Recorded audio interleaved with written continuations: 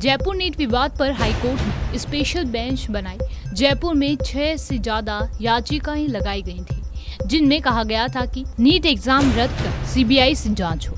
NEET परीक्षा विवाद को लेकर आज राजस्थान हाईकोर्ट में सुनवाई हुई। वेकेशन जज जस्टिस भुवन गोयल की अदालत मामले की सुनवाई।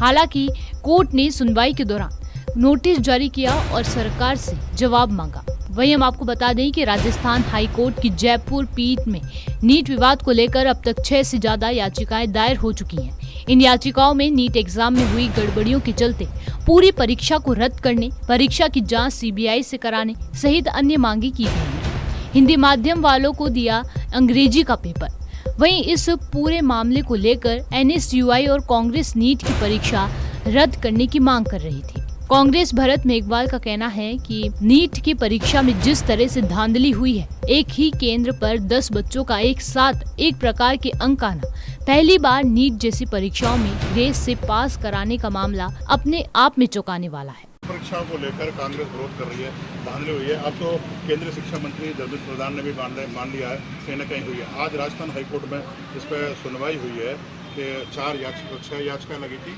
4-5 सुनवाई की है।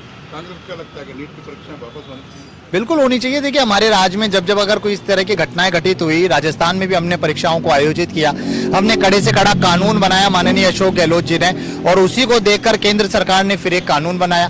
नीट की परीक्षा आप देखिए, भारतीय जनता पार्टी के राज्य में किस तरीके से और भी परीक्षाओं का धांधलीपन हुआ। उत्तर प्रदेश में पुलिस कांस्टेबल का देखा, और नीट इतनी बड़ी परीक्षा जिसका वापस से विंडो खोलना, ग्रेस मार्क देना, हमने देखा एक सेंटर पर किस तरीके से 10 से ज्यादा लोगों का सेम अंक आना, बच्चे किस तरीके से रोड पर उतरे हुए। तो केंद्र सरकार को इस चीज को मानना चाहिए। सुप्रीम कोर्ट ने इंटरवेन किया, जब जाके इन लोगों ने उस चीज को माना। पहले तो ये मान भी नहीं रहे थे।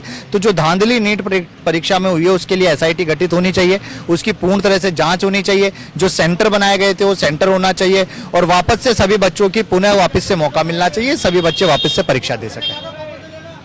वहीं दूसरी ओर भारतीय जनता पार्टी के प्रदेश उपाध्यक्ष मोतीलाल मीणा का कहना है कि पार्टी और सरकार हर परीक्षा में स्पष्टता और ईमानदारी से करवाना चाहती है। हालांकि पार्टी के केंद्रीय मंत्री धर्मेंद्र प्रधान ने नीट परीक्षा में धांधली के मामले को स्वीकार किया है, जिसकी उच्च स्तरीय जांच भी करवाई जा रही है।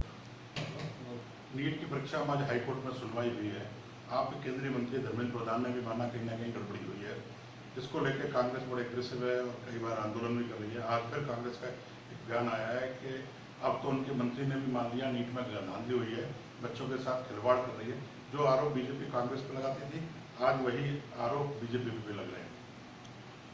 देखो, भारतीय जनता पार्टी हमेशा पारदर्शी निर्णय लेती है, और विशेष रूप से प्रतियोगी परीक्षाएं हों या स्कूल परीक्षाएं हों, उनको पारदर्शिता से कराने का काम करती है।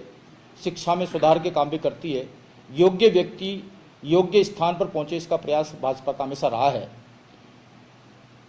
ये कांग्रेस के दल हों या ये समाजवादी दल हों, ये आपको ध्यान होगा अच्छी तरह से कि आज से कुछ समय पहले ये नकल गिरोहों के साथ खड़े होते थे, और मुलायम सिंह जी ने तो खुले में घोषणा करी थी कि यूपी में यदि हमारी सरकार आएगी तो हम नकल कराने के लिए खुली छूट देंगे।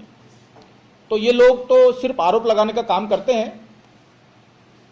इस परीक्षा में कुछ गड़बड़ हुई है, और गड़बड़ हुई है तो उसको हमारे माननीय मंत्री जी ने, धर्मेंद्र प्रधान जी ने माना है, और उसकी बहुत बारीकी से जांच हो रही है। उसमें जो भी इस प्रकार का कृत्य करने वाले लोग हैं, जिन्होंने इस कार्य में कहीं ना कहीं गड़बड़ की है, उनको किसी को बख्शा नहीं जाएगा।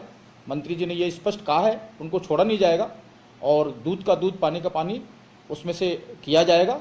और जिन बच्चों के भविष्य के साथ में गलत कार्य हुआ है, उनको न्याय दिलाने का काम हमारी सरकार, भारत सरकार भी करेगी।